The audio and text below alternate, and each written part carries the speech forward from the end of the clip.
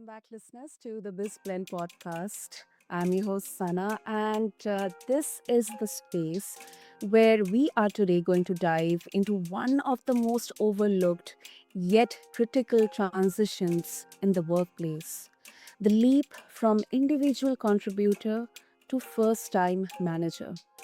Now, listeners, it's a shift that demands not just new skills, but a whole new mindset. And frankly, many are thrown in without a map.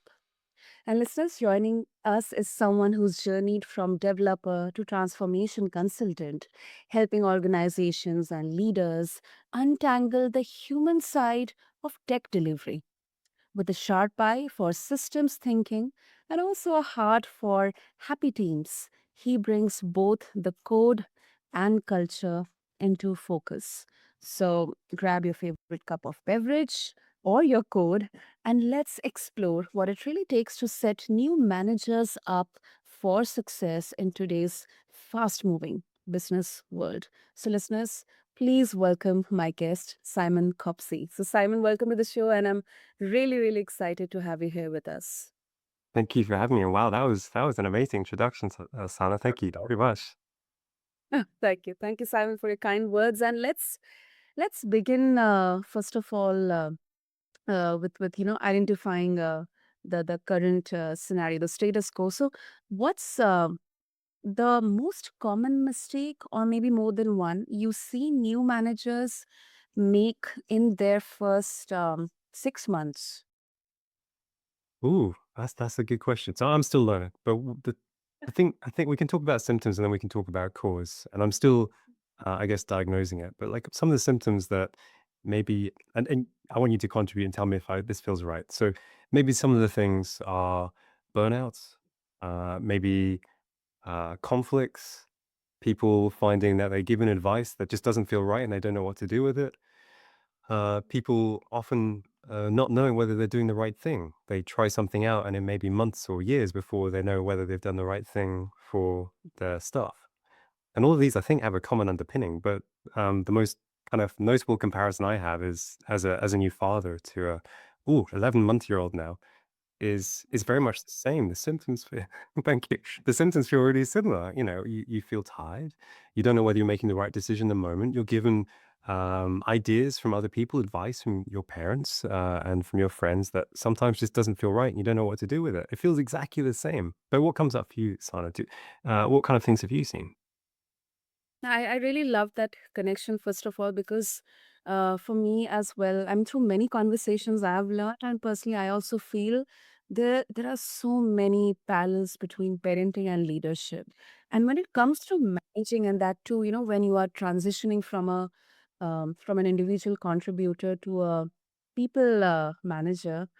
Oh my gosh. I mean, especially for someone who has been kind of, known for delivering the results, being an individual contributor, I think the toughest part, and that too, the perception of it, like mindset wise, it really becomes a dilemma that should I focus on my performance or should I focus on how my team is perceiving my leadership style, how the team members are creating an idea about my way of working.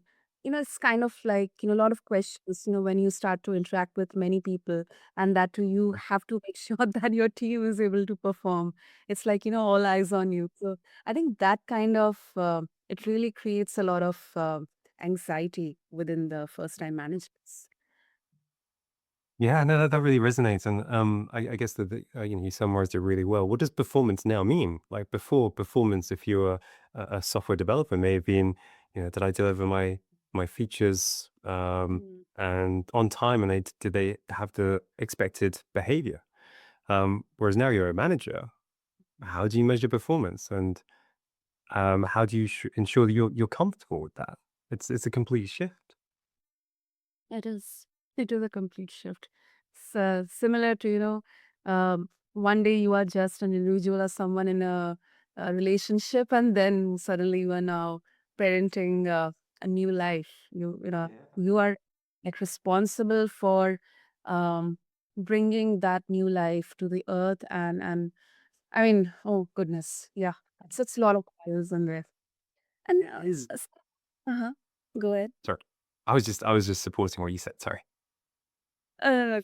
So what I also think is, you know, although we have so many resources and training and everything, in all the major organizations, before you become a people manager, you get to have training, leadership training, people manager training, and all.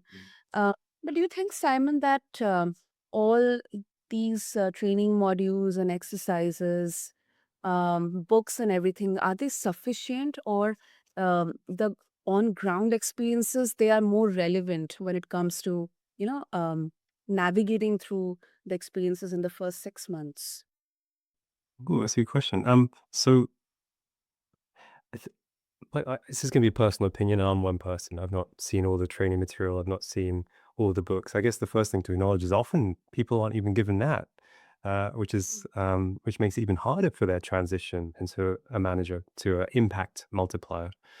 But if they do receive that, my gut feeling, and again, I'm just one person with a subjective view, is um, it feels more like an art the way it's described. Whereas, so you're given like lists of things that are helpful, but they don't Mm. take into account the context you're in, and they don't seem to all join together in your head. They seem to be like a myriad of different behaviors that could be helpful in a myriad of situations, and it's not easy to hold on to that. So I think there's some things there that can help, but I think working out, if people do believe me, if people have had a similar experience themselves, that the training seems always blunt, a blunt force kind of tool, then the question is why? And my sentiment is that um, in order to understand why, we need to understand what the shift is that managers are going through, right? And parents. And it's not, I want to be really clear. That when I say parents are similar to management, it's not because we should treat our teams like kids, or our kids like staff. It is just because there's something in common between the two, I think, which is that when you're an individual contributor, you're directly in the situation. You're directly, doing something with the work. You're directly in this situation of producing something. Whereas when you're a manager and when you're a parent, you're one step back. And what that means is you can no longer directly experience or control the situation. But what that means is there's now a layer of ambiguity. You don't know what a helpful or unhelpful decision is because you're not in the situation, because you're not experiencing, you're not feeling what your staff are going through or your kid is going through. And also, you can't control your staff or your kids as much as you maybe wish you could. You maybe wish they were video game avatars, but they're not. And so because you're now one step removed, I think all the problems come from there.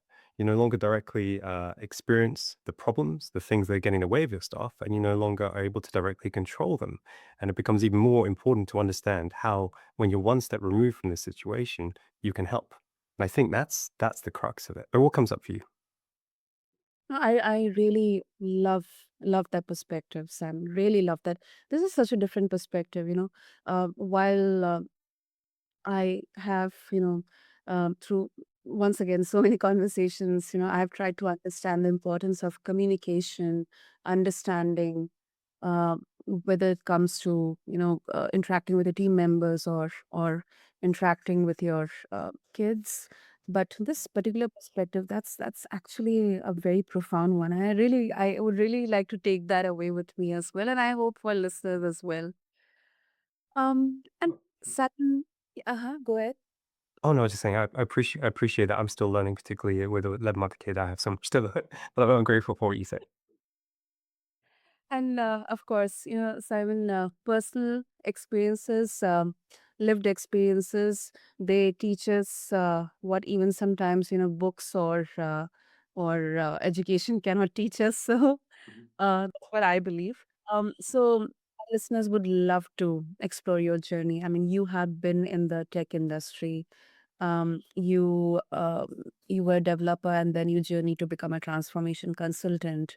Now you're working with organizations and leaders.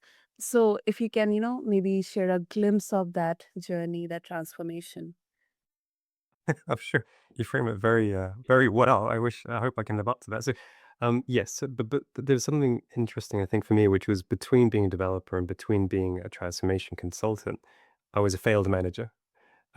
And that's where I didn't appreciate that my role as a manager wasn't to be an impact, uh, what's the word? Impact and an impact addition, Mhm. it was an impact multiplier. So I thought if I just do more of what the team is doing, if I continue to be hands on, if I continue to do all that as well as try and support my team, then the team will do better. But as a friend of mine said, she quoted it really well. She said, uh, writing code doesn't scale. And I think what she meant by that is if you're a manager and you're just writing code to try and multiply the impact of your team, that maybe Mhm. adds, if your team's 10 people, it maybe gets you to 10.5, but it won't get you to 100. It won't get you to 200. And that's what you need to do as a manager. And so I failed because, no one was hurt. The team was amazing. They did incredible things, but I failed. I didn't really multiply the impact. I just added a little bit on the side. And in a lot of cases, I probably got in the way. Um, and so that's really where my scars come from. And then as a transformation manager, a lot of that is understanding how do organizations get in their own way? You don't look at any particular manager, but you recognize that the performance of an organization isn't due to um, the actions of individuals, it's due to the interactions of the teams. That the performance is constrained by how the teams work well together. An organization exists because we want to do something that greater than any one person can do, and that requires cooperation, and cooperation requires interactions. And if you're not interacting in a way that takes you closer towards your goals as an organization, you're not an organization. You're a group of individuals that are colliding, and therefore that's where the manager comes in. The manager is to help amplify performance of the organization by improving interactions of its parts, improving interactions of its teams. So, yeah. Anyway, that was a lot. What comes up for you? No, that's really, really, it's candid, and I really love the fact that you um, not only explained it very well, but also you shared a part of your failure, because something similar to me has also happened where um, when becoming as a first time manager, what I thought is, I already have a bit of experience. I've gained a good amount of outlook into this. So let me impart that experience into my team members and just help them get the task done. So it's like, and as you mentioned, from 10 to 10.5. But I wasn't having that clue that how to get it from 10 to 200. So I think that's something. It's natural. That's why I think, at least, the initial, you know time of that journey, that transition, mentoring and guidance is actually needed. Interacting, getting mentored by someone who has been there, done that. That is so important. Oh, well, I think you did a better job than me. So your action was kind of more indirect. It was a step away.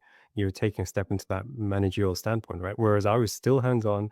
I was maybe telling my team what to do. I don't like that version of Simon, but it was the version of Simon that I knew that that was the best thing I could do at the time from what I knew. Um, but I think you framed it really well. The question becomes, how can I create the conditions for my team to succeed? Similar to when my son is growing up. Uh, there's something very perverse about being a parent. I'm learning, and I know I'm going to get it wrong, which is that um, kids sort of there's two parts. But the first one is we don't learn Mhm. anything by getting it right. We only learn by making mistakes. Um, Mhm. we if we get something right, all it does is validate what we already know. It doesn't teach us anything new. So we have to make mistakes. When I see my son, or when I'm going to see my son, maybe when he's 2, 3 years old, trying to make decisions himself, I'm going to get in the way. I'm going to say, "Oh, I'm not sure if that's a good decision," and I'm going to say, "Well, don't wear that outside. It's too cold. Wear this." But in doing that, he's not able to make mistakes, and in not making mistakes and not exercising decision making, he doesn't get better at it. And first is the moral side of that, which is to develop a moral compass. We need to make mistakes, but also there's just the other side of just general decision making. To get better decision making, we need to make mistakes. And so I don't want to be choosing what he's going to wear when he's 30 years old. But if I keep telling him what he should wear every given day, that's how it's going to be. So there's a conflict between the present, what's easier for me as a father now, and the future, which is what's easier for me in the future. But the main thing, I guess, that brings it all together is what is our shared goal? What does my son want? What do I want? And the things that we're both trying to work towards that should help me calibrate my efforts is that we both want a happy family. Anyway, I went on a little bit there. What comes up for you? No, no, I absolutely agree with that. Although I haven't been yet, uh, haven't had the bliss of enjoying life, but I definitely get some references, as being on the other side, and seeing my parents and taking a lot of inspiration from them as well, especially from my father. And secondly, Simon, one thing comes to my mind, that, and it's more towards the mindset aspect. Whether it's becoming a first time parent or becoming a new manager, that there is a kind of perception that now you are at a senior position. Now kind of you are kind of having that responsibility, so you need to have those certain skills in there, like authority, a bit of aggression, a bit of yeah, it has to be done, no, it cannot be done, no, I cannot allow this, something like this. So um that kind of sometimes, when it comes to me, then I feel really very, I I become in a state of dilemma, that whether I should, in what language should I communicate that no, I do not find this pleasant, or this is something I believe shouldn't be done. So how do you think it can, these kind of situations can be navigated? Yeah. Oh, that's a really, really good question.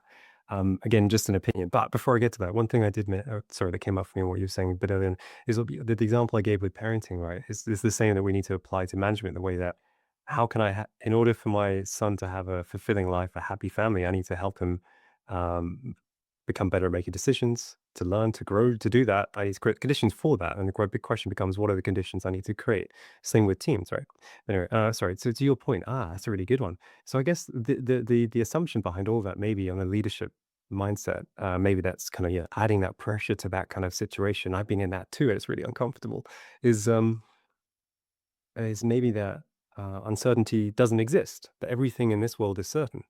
And at first glance, if you look at software development, you might think, "Oh, this is manufacturing. This is, you just do something and something comes out at the end." But this is not manufacturing in software development, for example. Most things aren't, because manufacturing means that you've done this thing before. You've already done the design. You know you've got customers at the other end. You've built 100 million of these before, and you're just going to build another one. You've done it before. It's Mm. pretty certain. Whereas software development, you're creating something that doesn't exist. If it did exist, you wouldn't develop it because it's already there. You just use it. So software development as a sport, as with many parts of an organization, has a large degree of uncertainty. And the problem is if leadership are looking for certainty, looking for you to be making the decisions, when as a manager you can't see what the team's doing, you can't be omniscient. Is that's the right term? And omnipotent. You're not them. That's adding pressure to you to make, and you're going to be making bad decisions. And if they're expecting you to be certain in delivering things at a certain date, then it's so. I guess the question becomes, do they want, do they accept that the world is uncertain and that we're going to have to change course to make the most of the situation? How do we put it? Do they accept that if the if if I guess it goes back to what is the problem that they're trying to solve? What are we building the software to do? And do they want us to um, to get closer to it and increasingly closer with time, or do they accept that we need to navigate and respond to uncertainty, or do they just want us to take a straight line path and even if we're wrong, just double down and go in the wrong direction? But I don't know. You made me think. I'm not sure if I answered that very well. What comes up for you? No, I absolutely agree with that. And then I think here, once again, in my view, I think I would still work on how can I communicate better with the people I'm working with, my Mm. member. There are times when it can happen that I'm just imagining there will be um, unpleasant situations, conflicts in terms of ideas or execution, and sometimes this can happen that you have somebody in your team who is like tenured than you, Yeah. but you are kind of younger or maybe having less tenure, but still you are at that managerial position. That can have sometimes personal biasness as well. So I think handling those emotions, those situations, uh, that kind of has been, according to me, the trickiest ones for me. Oh. Yeah, and I think that's where I imagine sometimes, myself being a little bit lacking those skills. So that's why I think this is more and more. This has to be discussed more and more. Oh, sorry, that's just oh, your answer's so good. Sorry. I think you helped me see something new there. A few things actually. It was really good. Yeah, so sorry, you talked about communication at the very beginning of that. And I think my previous answer felt very raw, even as I was saying it. I think one thing that comes up for me is right, is managers are doing the best they can. Even the managers of managers, they're all doing the best they can. But often um a question that can be helpful is what's the goal of the goal, right? Why, if the manager's expecting you to be, I don't know, uh, um, predictable, deliver to a given date, no shift. The question becomes, well, hey, why is that? I want you to be successful. Can you help me understand the pressure on it? Can you help me understand what your goal is so I can help feed into that in a way that's helpful? And often we might find that through those conversations, there may be some assumptions that that manager holds that are not true, or some other ways that we can help them be successful. Um, and so when they're looking for authority, certainty, that kind of thing, there may be through those conversations, through better understanding, through seeking to understand before being understood, as Covey reminds us, is we might find that we can help them achieve what they need to, whilst respecting that there's a degree of uncertainty, but with the team that we're working with. Uh, but the other part of what you said, I'm sorry, I'm just trying to zoom back out. I've got dad brain. What you were talking about, could you remind me of the second part of what you said around community? Oh, yes, you were mentioning conflicts, I guess is my way of wording it, where you're dealing with tenured people. Yes, there's something very interesting there. So there's something quite helpful maybe, I think, in organizations and in families, which is that generally we're all working towards the same goal. Um, Yeah. and that means that if we're all working towards the same goal, even if it's kind of maybe longer timelines or more overarching, um, it means that we can't really there's no reason to have disagreements. Uh, or let me put it another way. The only reason that disagreements can happen is not because we disagree with where we're trying to get to, but how we're going to get there. We have different opinions on how to get to the same destination. But if we're trying to get to the same destination and all we are doing is disagreeing on how to get there, like use this technology, use that technology, that's something like that, then the question becomes there must be some if we're all going to the same place in the same reality and there's only one reality, then the only thing that must be different is what's in our minds, assumptions we hold about the two different routes that are getting there. That's where the conflict is. We're all trying to get to the same place, but you believe you should go that way because of a certain reason. I believe I should go this way because of a certain reason.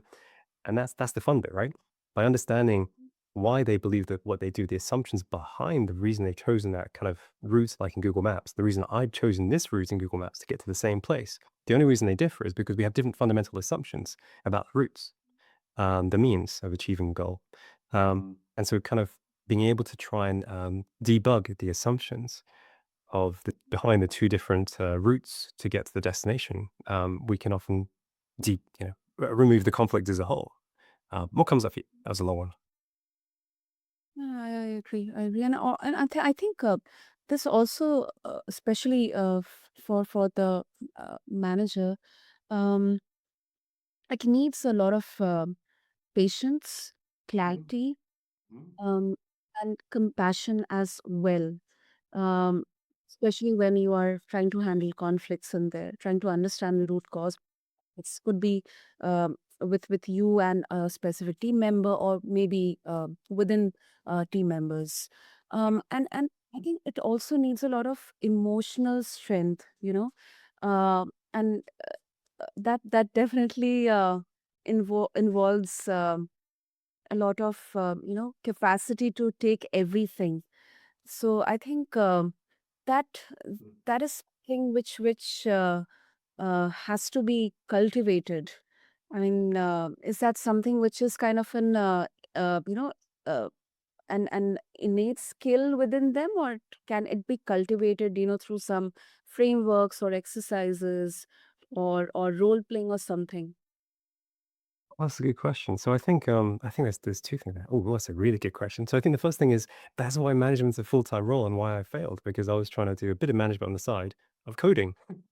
How can I do that when, as you say, this is just like, this is a lot of patience and just mental capacity to kind of unwind these conflicts. But unwinding these conflicts leads to better performance for the team, the individuals, and the organization. So yeah, it's so that's why I failed. Um, and so yeah, I guess there are. Are there any tools that can help? So the one that comes to me is there's recognizing that we have the same goal, that we're trying to get to the same place, and that we just have different opinions on how to get there because we have different assumptions about reality. And the reason we have different assumptions about reality is because reality is too complicated for our minds to understand. I think Lao Tzu said that we can't put reality into words. It's just too complex. We have a simplified version running in our heads, and it's always going to deviate away from reality. And so we have to make assumptions. We have to make assumptions to survive, to take action. So understanding where our assumptions differ on the two sides of the conflict will help us dissolve it. But if we recognize that we have the same shared goal as a family or as an organization or a team, that sets the ground for wanting to resolve this conflict. It creates rather than it being you versus me, it's you and me versus the problem. Hey, there's something that you're seeing that I'm not, and maybe something I'm seeing that you're not. What's the difference? And a lot of this, everything that I'm saying is my best all the good ideas in what I say come from other people. All the bad ideas are mine. All the good ideas come from Akov, from Goldratt, from Deming, from these great thinkers. And so another example that Goldratt used to try and present this, to say that, hey, we don't really, this is actually easier than it makes it seem. It's us versus a problem instead of you versus me. He said, when scientists have a disagreement, when they get different results from an experiment, they don't say, well, let's just average it and go with the average. They say, oh, that's very interesting. Under what conditions did you run the experiment? What assumptions did you make? Oh, did you do it in centimeters or millimeters? Did you do it ground level? Did you do it at, higher pressure? And they work out what assumption or condition the experiment differed between the two scientists doing it. And they go, that's why it was different. The same is true in an organization. If we're both trying to get to the same place in the same version of reality, we come up with different answers. It's you and me versus the problem. We've seen things differently. We just need to work out what is it that we're seeing differently. So it actually requires if we can help the person we're dealing with see it in the same way, that it's not me against you. It's we're trying to get to the same place. You go this way, I'm going this way. Why is that? It becomes a lot easier, hopefully. So, but there's tools. A lot of what Goldratt, what he brought to the equation. One of the things is called an evaporating cloud. An evaporating cloud is to help you visualize what is the shared goal, what is that, and why what are the assumptions behind the different routes we're taking, so we can try and debug it. It's like a visual debugging tool. Um, and that forces you to get clarity of thought as to your assumptions and the other person's assumptions, and it's kind of drives the conversation and helps you dissolve the conflict or evaporate the conflict. That's why it's called an evaporating cloud.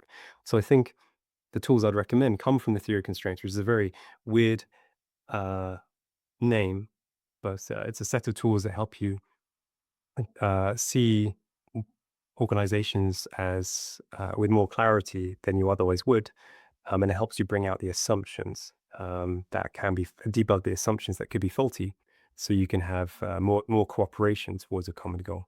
But sorry, that was a lot. What comes up for you? Any recommendations from your side? That's a great that's a really good answer, Simon. And I really loved the example that you quoted, and something that really is this kind of I've made a mental note of it is it's not you versus me, it's you and me. We're just tackling the problem. So it's a shared goal. So it gives that that sense of collaboration with trust and commitment to that goal. So I think that's such a brilliant way of tackling this. I think it doesn't involve any kind of, passing on the blame or, kind of all the toxic stuff that we usually imagine about working in corporates or companies, big, large teams. I think that's something really interesting. And I actually I wasn't aware of this because it was more from a point of proving myself capable that yes I'm capable of being in this position, and I'm coming from a place where I have a more meaningful perspective towards this problem. So I acknowledge what you are saying, but I don't think it's going to work. So it was more of a a bit Yeah, yeah. an approach to it. But I really love what you said. And it's something I'm also learning. You know, uh, we are growing, we are interacting with people, even in this age of, virtual work from home and, remote managing. I think this is something that is definitely going to have that sense of collaboration and trust and clear communication within your teams. Yeah, no, absolutely. You put it so well, and yeah, I'm still learning as well.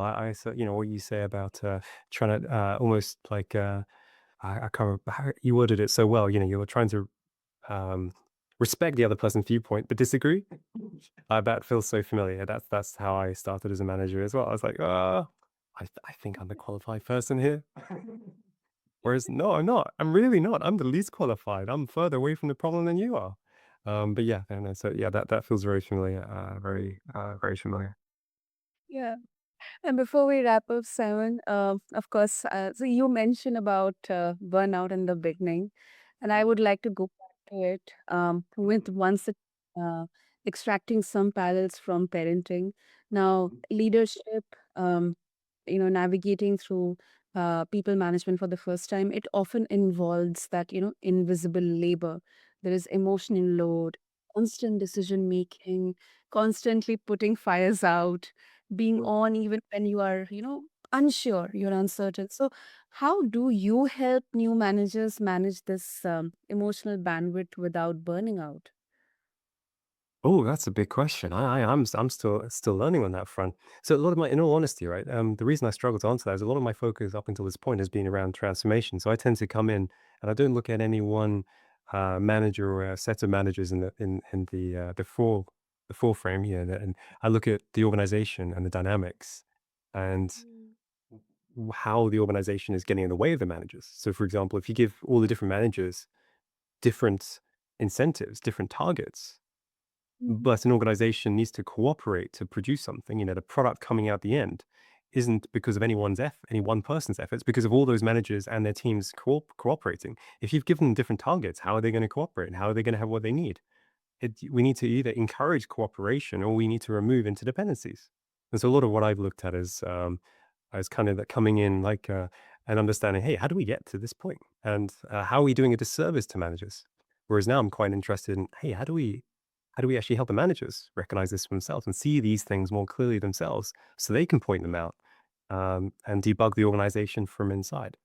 So I'm not sure if I have an answer so yet, but other than, I guess, that what I would like to do is by helping managers, often in organizations, when you're a manager, it feels like everything's on fire.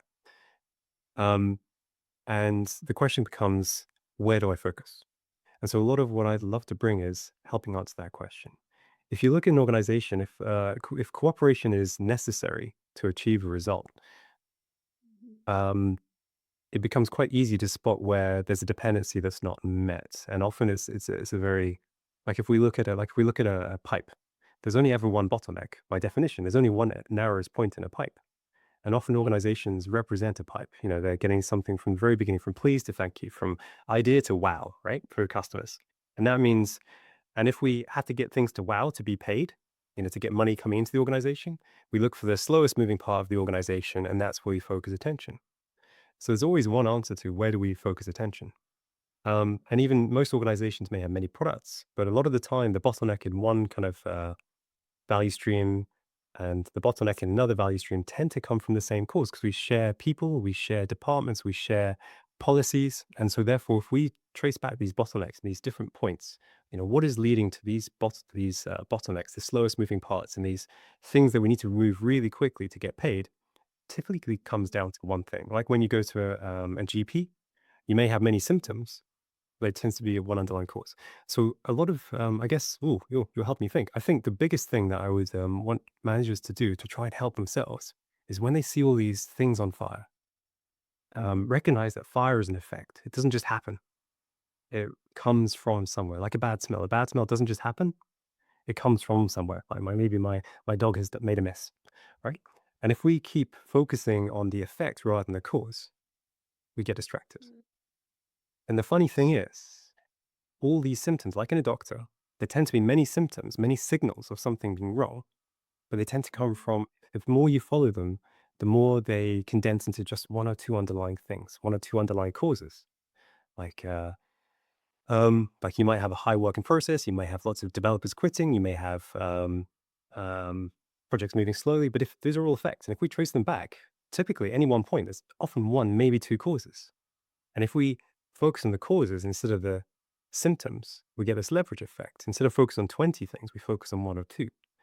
And so it becomes much easier to focus. So a very winded way of saying, as managers, when you see a problem, ask why. And if you follow that far enough on a number of the different problems that you see, you'll tend to find there's just a few things that require your attention. Mm. What comes So up it's to you? like That was long, sorry. working backwards, identifying the Mm. blueprint or Yes. the Yeah. problem at the most basic level. And if we take the parallel of a human body here, we often talk about, don't just address the symptoms and the signs, but try to understand the root cause behind those symptoms. So it is like Yes. something. Sorry, I got excited. Yes. Yes. Ah, but sometimes we stop a bit too soon. Sorry, I realize you're always at time. I'm just sorry. I was really got excited by what you said there. So in that, we often stop too soon. We often keep asking why until we get to a person or an individual, and then we stop there. And we say, "Ah, you're the problem."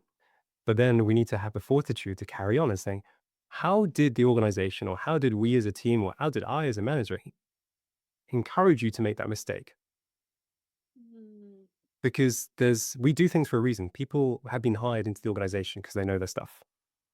But if you kind of delete a database in production, that's not you, that's me or the organization not putting what needs the conditions in place for safety to naturally be there.